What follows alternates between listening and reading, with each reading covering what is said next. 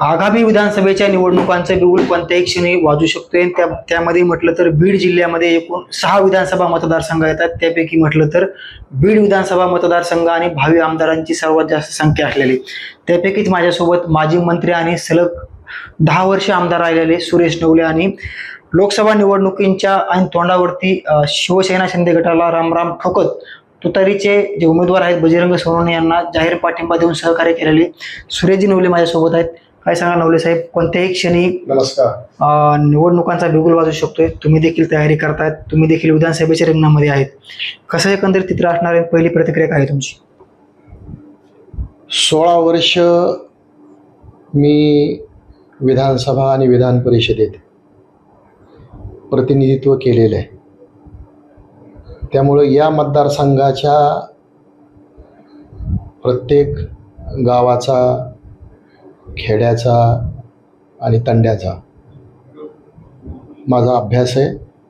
मला माहिती आहे प्रत्येक गावात आणि तळागाळात माझे सहकारी, माझे कार्यकर्ते आणि माझे मित्र कार्यरत आहेत. येणाऱ्या विधानसभेमध्ये बीड विधानसभा मतदारसंघातून मी एक उमेदवार असणार आहे. सुरेश नवले मित्रमंडळ गेली 3-3.5 वर्ष काम करत आहे आणि या मतदारसंघातील माझ्या सर्व कार्यकर्त्यांचा, मित्रांचा आणि स्नेहीजनांचा आग्रह आहे की आपण निवडणूक लढवली पाहिजे. एकंदरीत पाहायला गेलं तर लोकसभेच्या निवडणुकीच्या वेळेस तुम्ही अनेक आरोप केले तुम्ही तुमच्याच पक्षांवरती, म्हणजे शिवसेनेमध्ये शिंदे गटाच्या, की आज ही परिस्थिती असेल तर विधानसभेला काय होईल. त्याच्यानंतर तुम्ही राजीनामा देखील दिला, पक्षाला देखील तुम्ही सोडलं आणि थेट लोकसभेचे उमेदवार बजरंग सोनवणे यांना सहकार्य केलं. नेमकी काय घडलं या काळामध्ये सगळं संपूर्ण?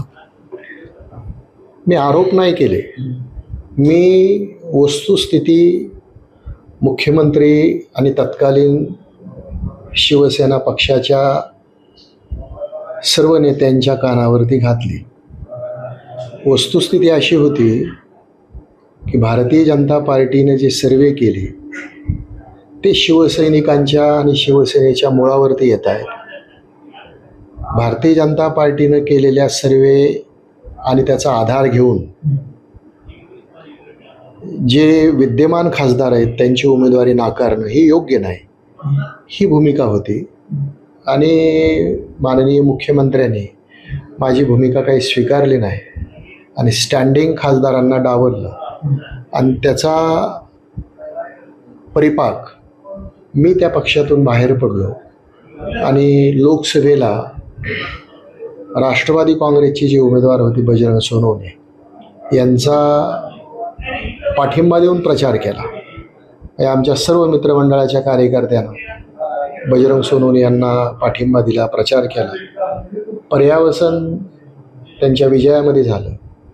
त्याच्यामध्ये आमच्या कार्यकर्त्यांचा, मित्रमंडळाचा खारीचा का होईना वाटा आहे हे नमूद करण्यामध्ये मला संकोच वाटत नाही.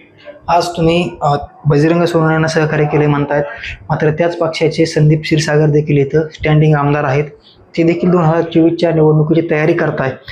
मग तुम्ही त्यांच्या सोबत सहकार्य केलं, तुमचं त्याच्यासोबत काही बोलणं झालं का आगामी विधानसभेच्या निवडणुकाच्या अनुषंगाने, की मी तुम्हाला पाठिंबा देतोय, येणाऱ्या निवडणुकीमध्ये माझा देखील विचार करण्यात यावा, असं वरिष्ठ लेवलला बोलणं झालं होतं का?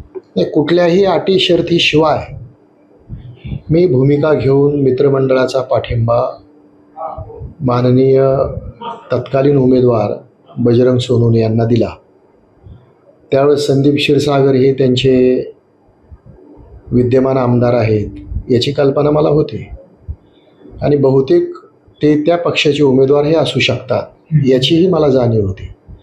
पण गेली 5 वर्ष आणि त्या अगोदर 5 वर्ष मी या मतदारसंघामध्ये काम करतो आहे.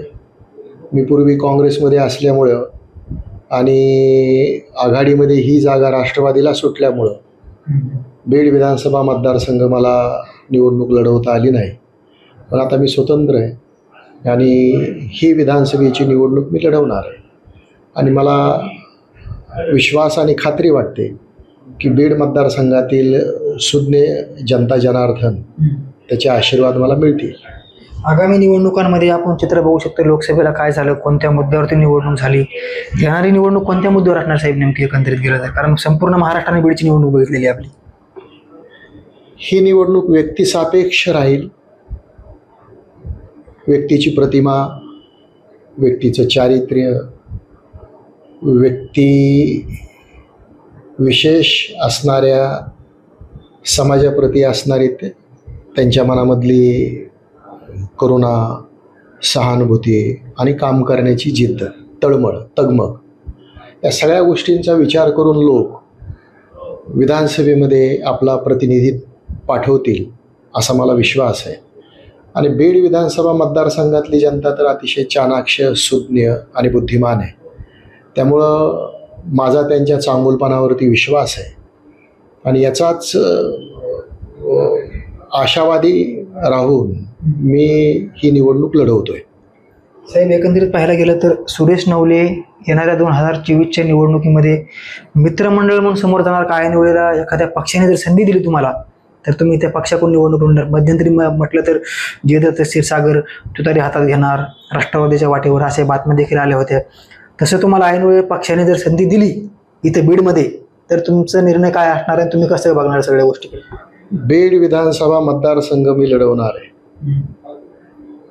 उद्याचं किंवा भविष्याच्या गर्भात काय दडलंय हे आज मी नाही सांगू शकत. पण एक नक्की की बीड विधानसभा मतदारसंघ मी उमेदवार म्हणून निवडणूक लढवणार. गृहीतावर आधारित असणाऱ्या प्रश्नांची उत्तरं आज देणं हे समर्पक आणि योग्य ठरणार नाही.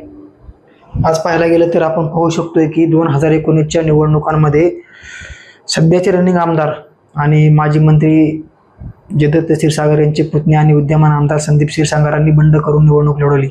ह्या निवडणुकीमध्ये देखील योगेश क्षीरसागर बंड करता जातात आणि ते देखील निवडणुकीच्या रिंगणामध्ये आहेत. 3 क्षीरसागर असणार त्यावेळेस, कारण गेल्या वेळेस 2 होते, त्याच्या अगोदर 1 होते आणि तुमचा आमच्यापेक्षा दिसते अभ्यास आहे बीड मतदारसंघाचा. 3 क्षीरसागरांसोबत तुम्हाला फाईट द्यावं लागणार आहे. 3 तिघाडा काम बिघाडा असंच चित्र राहणार आहे आणि एकाच कुटुंबाची मक्तेदारी मोडीत काढणारा हा मतदारसंघ आहे. 95ला प्रस्थापित असणारे जयदत्त क्षीरसागर यांचा पराभव माझ्या विरोधात 27,000पेक्षा अधिक मतांनी बीड विधानसभा मतदारसंघातील सुज्ञ मतदारांनी केलेला आहे. त्यामुळे ते 3 असोत किंवा 5 असोत, या मतदारसंघामध्ये त्यांचा पराभव करण्याचा संकल्प जनतेनं केलेला आहे. असं मी ज्यावेळेस ग्रामीण भागामध्ये फिरतो त्यावेळेस लक्षात येतं. येणाऱ्या निवडणुकामध्ये राजेंद्र मस्के असतील किंवा मग अनिल जगताप असतील, हे देखील मराठा नेते तयारी करतात आमदारकीच्या निवडणुकांची आणि आम्हालाच तिकीट मिळणार आहे असं म्हणतात. याकडे तुम्ही कसं बघताय? कोण असतील कोण नसतील हा माझ्या दृष्टीनं अतिशय गौण मुद्दा आणि विषय आहे. मी असेल आणि मी राहणार ही वस्तुस्थिती आहे. म्हणजे एका उर्दू आणि हिंदी कवीचा एक शेर आहे, आँखों में पानी रखो, ओठों पे चिंगारी रखो, जिंदा रहना है तो तरकीबें बहुत सारी रखो, राह के पत्थरों से बढ़कर कुछ नहीं है मंजिलें, रास्ते बुलाते हैं सफ़र जारी रखो.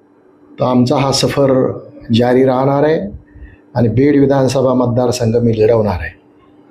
बीडमध्ये मनोज जरांगे पाटलांची शांतता रॅली पाहायला मिळाली. ती संपूर्ण राज्यानं बघितली. आंदोलनाची दिशा देखील याच बीडमधून मिळते.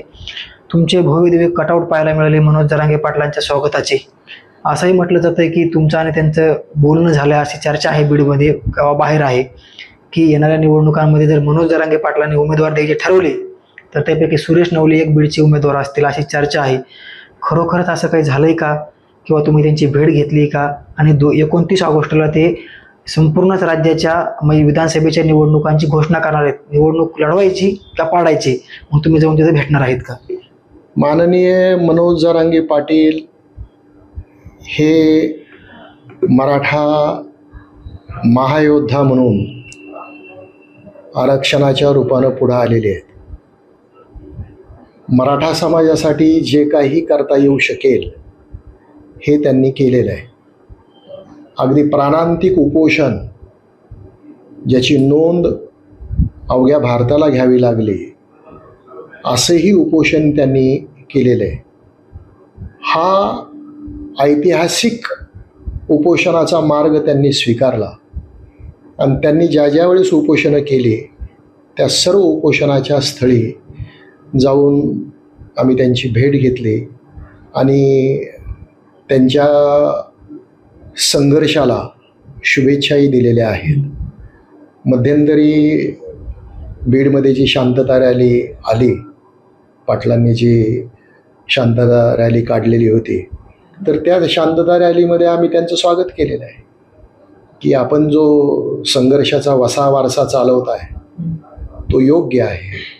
त्यामुळं समाज बांधवांच्या डोळ्यातले अश्रू, कारुण्य हे त्यांना दिसतंय आणि ते पुसण्याचा प्रामाणिकपणे ते प्रयत्न करत आहेत. त्यामुळे एखादी व्यक्ती असामान्य काम करत असेल तर त्याच्या पाठीमागं आपण उभा राहिलं पाहिजे असं समजून काम करणारा मी समाजातला कार्यकर्ता आहे. त्यामुळं मनोज जरांगे पाटलांनी मला जर शुभेच्छा दिल्या, पाठिंबा दिला तर मी कृतज्ञ राहील. तुम्ही 29 ऑगस्टला त्यांची भेट घेणार आहेत का अंतरवलीमध्ये जाऊन? कारण ते त्याची भूमिका जाहीर करणार आहेत राज्यातील विधानसभेसंदर्भाचा आणि तिथे तुम्ही उपस्थित राहणार आहेत का? एक प्रतिनिधित्व म्हणून. जरांगे पाटलांची भूमिका काय असेल हा त्यांचा अधिकार आहे, पण मनोज जरांगे पाटलांना भेटायला आम्हाला काही अडचणच नाही. आम्ही नेहमीच भेटतो. त्यामुळे त्याच्या अगोदरही भेट होईल, तेव्हाही होईल, नंतरही होईल. भेटायला काय अडचण आहे, ते सगळ्यालाच भेटतात. जयदत्त क्षीरसागरांची भूमिका आणखी गुलदस्त्यामध्ये आहे, भूमिका ते जाहीर करत नाहीत. काय असू शकतं येणाऱ्या निवडणुकांमध्ये? काय होऊ शकतं एकंदरीत पाहायला गेलं तर विधानसभेचे? काय जयदत्त क्षीरसागर यांचा पराभव होणार आहे, दुसरं काय होणार आहे? आता 75 जवळपास ते ओलांडत आलेले आहेत. चालत असताना त्यांचा तोल जातो, शब्द बाहेर पडत नाहीत, फुटलेल्या शब्दांना कंप असतो. अशा स्थितीमध्ये बीड विधानसभा मतदारसंघाचं नेतृत्व ते करू शकतील यावरती माझा विश्वास नाही. आता ज्या वयामध्ये काही करणं शक्य होतं त्या वयामध्ये त्यांना करणं शक्य झालं नाही आणि आता काय करणार आहेत? त्यामुळे लोकही वाढवून आहेत की त्यांनी उभं राहावं. वृद्धाची जागा वृद्धाश्रमात आहे किंवा घरात आहे हे लोकांनी ठरवलेलं आहे, तो संकल्प केलेला आहे आणि तो संकल्प पूर्ण करण्यासाठी जो काही हातभार लावायचा आहे तो मी लावेल. मध्यंतरी आपण बातमी पाहिली असं प्रकाश सोळंकी यांनी राजकीय संन्यास घेतला किंवा त्यांनी जे काही माजलगाव मतदारसंघापुरतं त्यांचं काम थांबलेलं आहे आणि जयसिंह सोळंकी यांच्याकडे जबाबदारी दिलेली आहे. ह्याच्याकडे कसं बघताय आणि तसं जयदत्त क्षीरसागर करू शकतायत का? हे बघा, क्षीरसागरांचं वैशिष्ट्य असं आहे की त्यांना देणं माहिती नाही. त्याग आणि क्षीरसागर यांचा दुरावरून संबंध येत नाही. जे काही पाहिजे ते मला पाहिजे, माझ्याच कुटुंबात पाहिजे आणि माझं कुटुंब आणि मी हा विषय ज्यावेळेस येतो त्यावेळेस मी हा प्राधान्यक्रम मीला दिला जातो. त्यामुळे जयदत्त क्षीरसागर यांच्या आयुष्यामध्ये त्यांना देणं माहिती नाही. त्यामुळे ते प्रकाशजी सोळुंके यांचा आदर्श डोळ्यासमोर ठेवून निर्णय घेतील असं जर कुणी समजत असेल तर तो वेडेपणा आहे. साहेब, आपण पाहू शकतो की निवडणुकांच्या अगोदर खूप तयारी केली जाते. मीच लढवणार, मीच पुढचा आमदार होणार. मात्र काही वेळेस भूमिका बदलल्या जातात, माघार घेतली जाते. तुम्ही तुमच्या निर्णयावरती ठाम आहेत का? तुम्ही निवडणुकीत लढवणार आहेत? हे बघा, बीड मतदारसंघामध्ये भावी आमदारांची संख्या इतकी मोठी आहे की भावी आमदारांचा एखादा मेळावा आयोजित केला तर त्याला जागा शोधावी लागेल, एवढी मोठी जागा लागेल. त्यामुळं भावींचा विचार न करता मी उमेदवार आहे हे वास्तव आहे. मग आता लोक ठरवतील की ह्यांना भावी ठेवायचं का विधानसभेत पाठवायचं. लोक जनता जनार्दन आहे आणि जनता जनार्दनाचा अधिकार लोकशाहीमध्ये सर्वश्रेष्ठ आहे आणि तो सर्वश्रेष्ठ अधिकार लोक उठवतील. मला विश्वास आहे की जनता मला आशीर्वाद देईल. नक्कीच हे होते माजी मंत्री सुरेश नवले. त्यांनी एक शेरपर म्हणून दाखवला की त्यांची सफर जी आहे आता समोर चालू राहणार आहे. त्याच पद्धतीनं मनोज जरांगे पाटलांनी जर शुभेच्छा दिल्या त्या देखील मी स्वीकारील आणि मनोज जरांगे पाटलांची जी काही भूमिका असेल ते देखील मला मान्य असणार आहे. त्याच पद्धतीनं तिघाडी आणि बिघाडी क्षीरसागरांचं देखील त्यांनी उत्तर दिलेलं आहे. आणि येणाऱ्या निवडणुकांमध्ये भावी किती आहे त्याला महत्त्व नाही, बीडमधून आमदार कोण होणार याला महत्त्व आहे. भावींची संख्या खूप आहे, मात्र त्याच्यात मी एक उमेदवार असणार आहे आणि माझा विजय देखील होणार आहे. मी 2024ची विधानसभेची निवडणूक जी आहे ती ताकदीनिशी लढवणार आहे. आणि बजरंग सोनवणे यांच्या यशामध्ये सुरेश नवले मित्रमंडळाचा देखील हिस्सा आहे किंवा यश आहे असं देखील त्यांनी बोलून दाखवलेलं आहे. आणि बीडची सुज्ञ जनता जी आहे ती येणाऱ्या काळामध्ये नक्कीच यश संपादन करेल असं देखील त्यांनी म्हटलेलं आहे. मुंबई तकसाठी मी योगेश काशीद, बीड.